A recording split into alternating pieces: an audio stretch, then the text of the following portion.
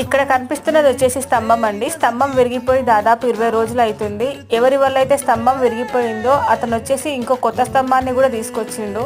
కానీ స్తంభం పెట్టించే నాదుడే లేడు. ఎలక్ట్రీషియన్ డిపార్ట్మెంట్కి ఎంత కాల్ చేసినా కూడా అస్సలు రావట్లేదు.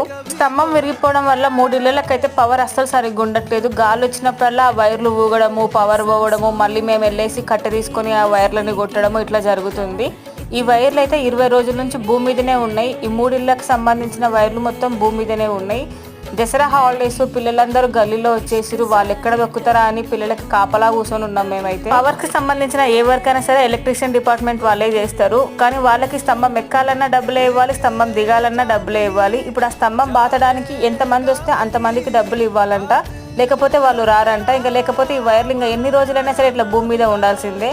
ఇప్పటికే 20 రోజుల పైన అయిపోయింది. ఎవరు పట్టించుకోవట్లేదు. పంచాయత్ సెక్రటరీకి చెప్పినా కూడా తను కూడా పట్టించుకోవట్లేదు.